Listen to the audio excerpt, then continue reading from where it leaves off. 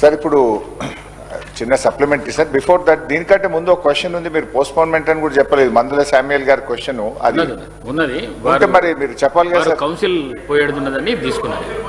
మీరు ముందు మాకు సభకు చెప్పాలి కదా సార్, మీరు సీరియల్ ఫాలో కాలేదు ఒకటి. ఇంకోటి sir, on the request of the members 2 క్వశ్చన్లు పోస్ట్పోన్ అయినట్టుగా ఇక్కడ ఇచ్చారు. బట్ మెంబర్స్ ఇద్దరు ఇక్కడే ఉన్నారు. ధన్పాల్ సింగ్ గారు ఇక్కడే ఉన్నారు, సాంబశివరావు గారు ఇక్కడే ఉన్నారు, సభ్యులు ఇక్కడ ఉన్నారు. సభ్యుల రిక్వెస్ట్ మేరకు క్వశ్చన్ వాయిదా వేసినామంటే ఇది సార్ గౌరవ సభ్యులు వారే అనుమతి వారే ఇవ్వడం జరిగింది. వారు వేదలుచుకోలేదేమో సార్. వారు ఈ రోజు కాదు నెక్స్ట్ డే వేసుకునేది. వారికి సమాచారం పూర్తి స్థాయిలోనూ లేకుంటే ఈ రోజు మేము వేదలుచుకున్నప్పుడు మీకెందుకు ఇబ్బంది?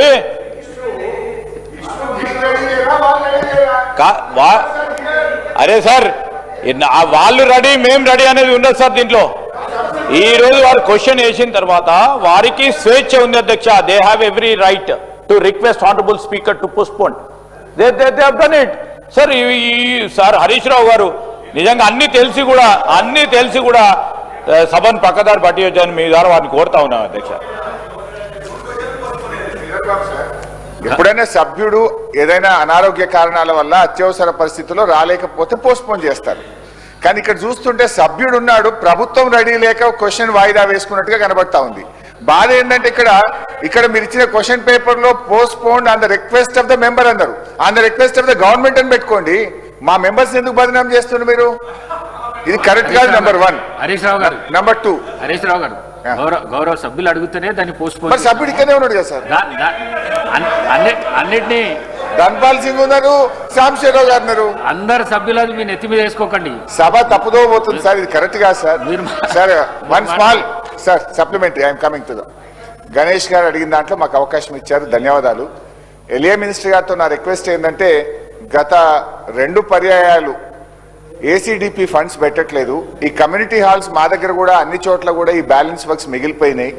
దయచేసి 5 కోట్ల రూపాయలు ఏసీడీపీ అందరి సభ్యులకు కూడా ఇచ్చినట్టయితే ఈ పెండింగ్ వర్క్స్ బ్యాలెన్స్ వర్క్స్ మనం ఏదైనా కాన్స్టెన్సీలో ఏదైనా గ్రామానికి పోతే ఒక బోర్ అడిగినా, ఒక మోటార్ అడిగినా, ఒక బ్యాలెన్స్ వర్క్ ఉన్నా, ఒక ఎలక్ట్రిఫికేషన్ చేయాలన్నా ఆ ఫ్లెక్సిబిలిటీ శాసనసభ్యుడికి ఉంటుంది. ఇప్పుడు 2 సంవత్సరాల నుంచి ఒక్క రూపాయి కూడా లేకపోవడం వల్ల పాపం ఎమ్మెల్యేలు చాలా ఇబ్బంది పడుతున్న పరిస్థితి ఉంది. దయచేసి మీ ద్వారా ఎలియా మినిస్టర్ గారిని, ఫైనాన్స్ మినిస్టర్ గారిని కోరుతా ఉన్నా, ఈసారి బడ్జెట్లో ఏసీడీపీ నిధులు 5 కోట్ల రూపాయలు అందరు సభ్యులకు, ప్రతిపక్షం స్వపక్షం విపక్షం అనుకోకుండా, గతంలో పెద్దలు జానారెడ్డి గారు కోరితే కేసీఆర్ గారు ప్రతిపక్ష శాసనసభ్యులకు కూడా 5 కోట్ల రూపాయలు ఏసీడీపీ ఇవ్వడం జరిగింది. మీరు కూడా ఇవ్వాలని కోరుతున్నాం. Minister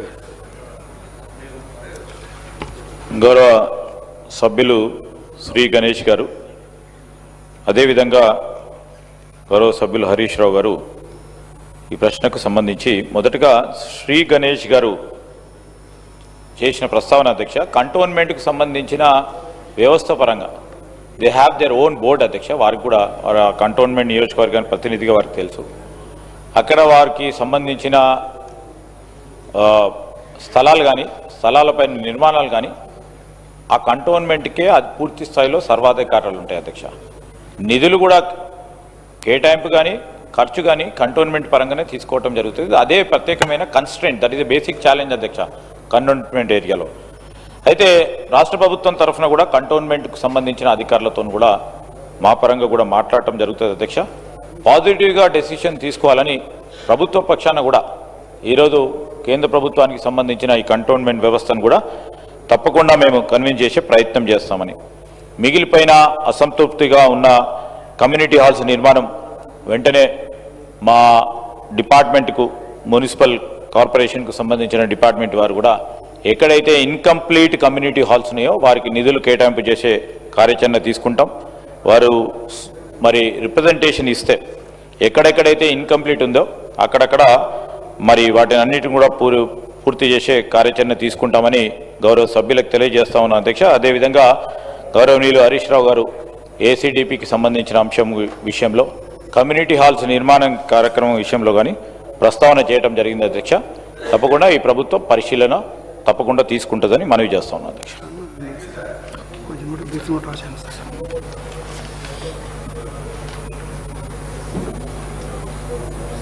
question number 1530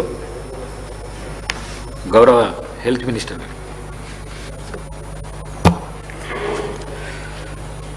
Speaker, sir, the district-wise details of all model schools in the state of Telangana as annexure. All the model schools in the state of permanent buildings and labs. Answer to C does not arise. Answer to D, no, sir.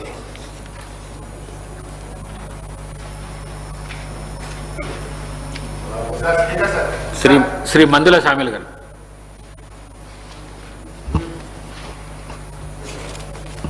Speaker గారికి ధన్యవాదాలండి.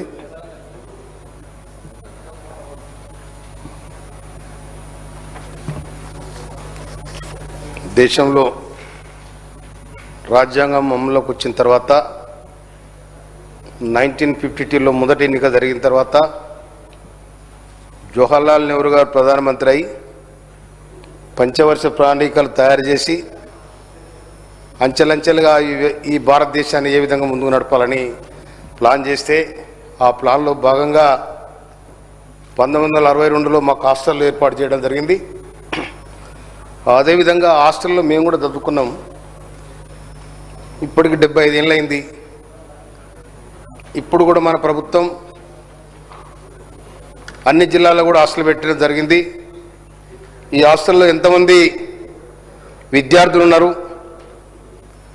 ఎంతమంది girls ఉన్నారు, ఎంతమంది boys ఉన్నారు, వారికి కూడా ఇవాళ మనం కాస్మెటిక్ ఛార్జెస్, మెస్ ఛార్జీలు పెంచడం కనుక కొన్ని దిక్కుల కొన్ని ప్రాంతాలలో ప్రైవేటు స్కూళ్ళ ప్రైవేట్ బిల్డింగ్లలో కాలేజీస్ నడుస్తూ